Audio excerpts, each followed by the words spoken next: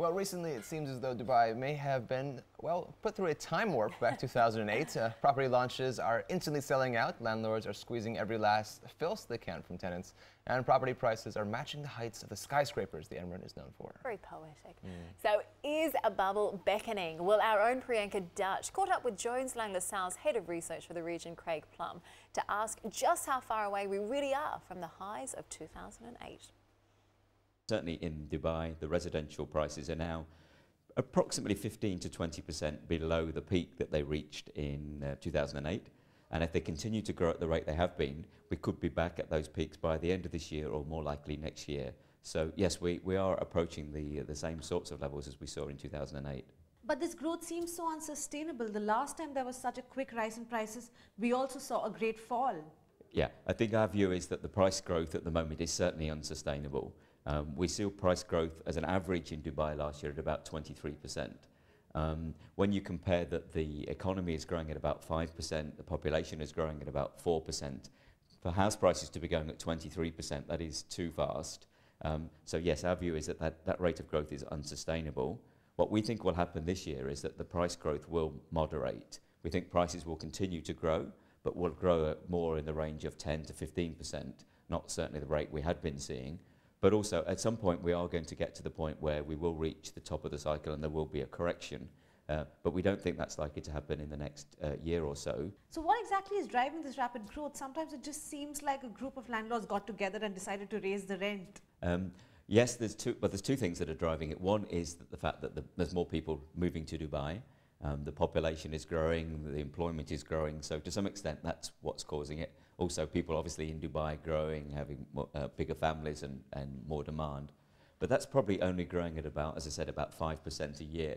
So what's really pushing the price growth is investment demand. That's money flowing into Dubai, people looking to buy apartments or villas, perhaps not that they're going to live in all the time, maybe as an investment, maybe as a second home, maybe as just something for their family in the future. It's really the investment demand rather than the population demand that's driving the market. Another reason a lot of people have been giving is Dubai winning the Expo 2020 bid.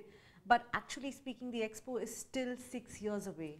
Yeah, the Expo is very much a small part of this, but it is a significant part. You have to remember that the Dubai market is very much driven by sentiment and confidence, and the Expo win was definitely a big part of increasing the confidence and the sentiment last year. But as you said quite rightly, the Expo is another 6 years away. And even then, it won't necessarily be such a boom for the residential market. We think the Expo will be a great thing for the overall economy. It'll be great for the hotels and for the industrial and warehousing markets. But for offices and for residential, it's probably not going to have that huge an impact, and certainly not in 2014. Now, the government has some existing rent caps and other regulations to protect tenants, but that's for people who already live in houses here. What if you want to move to a new house or you're new in Dubai? Do you think there's a need for protection of those people as well? The rental cap has been in place in Dubai for some years now, and that's certainly working very well. And that is the first advice that we would say to anybody if their landlord comes to them and asks for an arbitrary increase of 10 or 20%. The first thing they should do is to go to the RERA website and check that out, because existing tenants are protected by law and the landlord can't just increase the rent arbitrarily. Of course, the problem applies is that if you then want to leave that apartment and move somewhere else, and then basically you're not covered by the rental cap. So in that situation, you are going to face paying an increased rent. Is there a need for the government to actually regulate the property market? I mean, in most countries of the world, it's left to the demand and supply of the market. The government really doesn't get in. Yeah. What would happen at the moment is that rents would clearly go up more quickly than they are doing, so that would be even more scary. Interestingly, Abu Dhabi has taken the decision to take off their rental cap. They've had a rent cap for a number of years now, which this year they've decided to take off. So that will be worth interesting to watch what happens in Abu Dhabi. But clearly in a market where the demand is exceeding the supply, the prices will go up, the rents will go up, and that's what you would find. So it's good that the Dubai has that rental cap. And we hope that they will continue to do that, because now is exactly the time you need it. When the market is booming, when there is strong demand, that's when you need to have that rental cap. And I think the government of Dubai recognises that, and they want to make sure that Dubai remains an affordable city. The danger of letting rents get too high is that people won't be able to afford to live here.